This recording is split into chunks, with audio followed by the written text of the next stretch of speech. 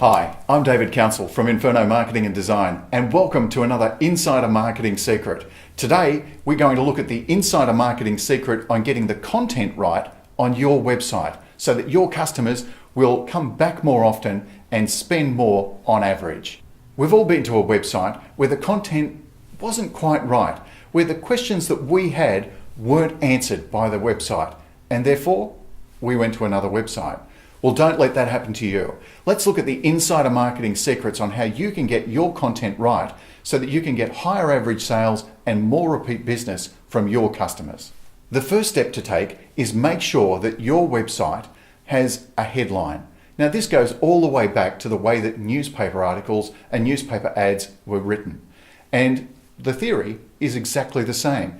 You need that headline to hook people in, to bring them into what it is that you want them to read, so that they start to self-identify that the information that you're about to give them is what it is that they're looking for. So make sure you get that headline absolutely right. Every web page should have a headline. The next thing to do is to expose their need. What you've got to do is help your customer understand why what you're about to provide them is going to satisfy the need that they have, the problem that they have. This is, once again, copywriting 101. So headline and then start to explain the need. The next step then becomes, once you've explained the need, how you solve that problem. Now, you don't have to give all of the information at this point. After all, you might be running a business where what you're trying to do is to get people to come from the website to your business, or get the client to call or email. So giving away 100% of the information at that point is not necessarily a great solution. What you want to do is let your salespeople do their job. However, if your website is your salesperson, then at this point you need to start giving how you're going to totally solve the customer's problem. And the way that you do that is by tying that need through to the benefit. So you're problem solving essentially here. You're saying, if this is your problem, here's how what we do will fix that. The benefit of dealing with us is this. Now, I should also add, the wrong thing to do is to denigrate a competitor. Don't talk about your competitors. Pretend that you live in a world where there are no competitors. What you're trying to do is frame the market so that if they do go to a competitor, what they are doing is measuring that competitor against the criteria that you've established is the minimum level. The next step is intellectual justification. Now, all copy needs to have some sort of intellectual justification. So if you're going to use facts and figures, this is the spot to use it. Please don't bombard the text on your website with lots of facts and figures. It's not what people buy on. People buy on emotion, on heart.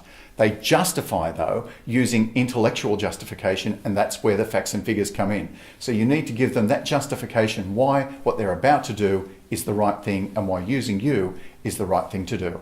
And importantly, don't save your best stuff till last. Get into it. Give them the best stuff up front. After all, people's attention spans are very short. So if you're not giving them the good stuff at the very top, they might miss out on it and move on. Another thing to consider is the reading level or vocabulary of the person that you're talking to. If you've got a big vocabulary, then don't use it.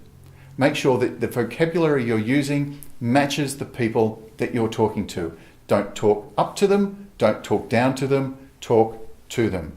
You're one of them. You're talking on a one-to-one level to the person that is most likely to buy your product. If they identify with you as being one of them, then they will buy from you because they believe you understand exactly who they are and what their problems are.